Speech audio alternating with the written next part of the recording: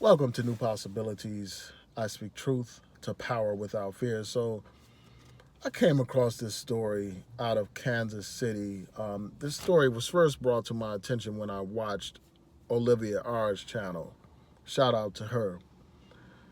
So, what I'm going to do is I'm going to read some excerpts from this story and then I'm going to provide my commentary. It says on Tuesday, a spokesperson for the FBI announced that the agency would be investigating the killing of a black woman as a possible hate crime and is cooperating with local law enforcement agencies in its efforts, the Kansas City Star reports. According to the news site, Ronald Lee Kidwell, the murder suspect, has insisted that MeShon Cooper's killing was not premeditated, allegedly telling police that he lashed out in anger after Cooper attacked him in his own home, threatening to tell everyone that he is HIV positive. Cooper, he alleged, took a knife from her purse and struck him in the left hand, causing him to flip out and lash back. He said, "When I get mad, I make the exorcist look like a little bitch." Look like a bitch, basically. So he goes on, the article goes on to say this. It says those who knew Kidwell, including his own family, share a different story, saying that they are not surprised to find out that he is facing murder charges in the killing of Cooper. It says that his daughter, Crystal Foster, labeled him as a white supremacist. She said that he would always brag about his membership in the Ku Klux Klan. And he would send photos of his swastika tattoo that he has on his left arm. And he would have photos of him draped in a Confederate flag. His daughter, his own daughter, goes on to say this: he's been a monster his whole life. He's the true definition of evil. This is what his daughter says about him. She goes on to say that her father once threatened to kill her and her 3 children if she ever spoke to a person of color. She said that her father has a history of assaults, targeting people based on their race and then bragging about it. She said he pretends to be colored people's friends and then he harms them. It says that back in 2011, he was charged with second-degree assault after striking a sleeping black woman in the head with a hammer and then sexually assaulting her. For that, he was only sentenced to 5 years in prison. This goes on to say that Cooper visited his home like about 10 days before she disappeared and left. And Kidwell proceeded to call this woman a black bitch and also used a racial slur.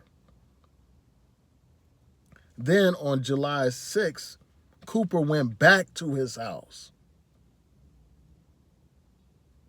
And it goes on to say, she went back to his house. And my question is, why in the hell would you go back to his house? This article goes on to say that another person says that this man, all he did was talk about white power. So I just want to talk about this real quick. I only have a little bit of time, but I'll say this, man. I send my condolences to the family, obviously, but I have to ask myself, I have to ask a basic question. Why in the hell was a black woman trying to be with this man right here? Not only is this man a monster, this man looks like a monster. He looks like that character from the Goonies.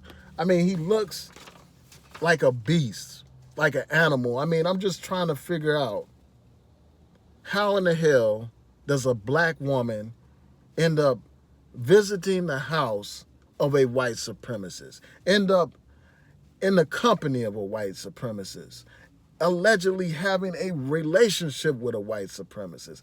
How in the hell does something like this happen? not only does this guy have HIV, I mean, he is a white supremacist, a member of the KKK. How does somebody this black end up in a relationship with someone like this? How does this happen? That's my first question, man. And then this man proceeded to call this woman a black bitch and some racial slurs. And she returns to this man's house. How does this happen? I mean, at some point, you have to have some kind of vetting process where you learn about somebody. I mean, how in the hell do you end up being with a Klansman, a racist, a white supremacist? How does this happen? I mean, it's just mind-blowing, man. And it just makes me think about these women who are swirlers. And I'm not going to say that, you know, this is the case with all these white men and all of these white men are Nazis or Klansmen or white supremacists or anything like that. But this should give a lot of these women pause who want to paint this white man as some great savior for the black woman, as some beacon of hope for the black woman, as some kind of knight in shining armor here to rescue the black woman. Instead of rescuing a black woman, this beast, this monster, killed a black woman. You know, this article talked about how people said that he would pretend to be cool with black people, and then once he's in their presence, he commits crimes against them, crimes of violence. And this is not the first time that he's been with a black woman. He said that, the article talked about how a black woman was sleeping in his presence and he proceeded to hit this woman in the head with a hammer. And he was convicted of this crime. Not only did he hit her in the head with a hammer, he proceeded to sexually assault this woman. I mean, did this woman, Miss Cooper, do any kind of research at all? Any kind of research? Before she went out with this guy, before she went to his house? Did she do any research on this guy?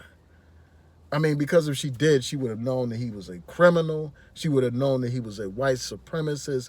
But I think that some of our people are so, lost that they view white men as superior. They view the white man as being, beyond reproach, that the white man does no harm.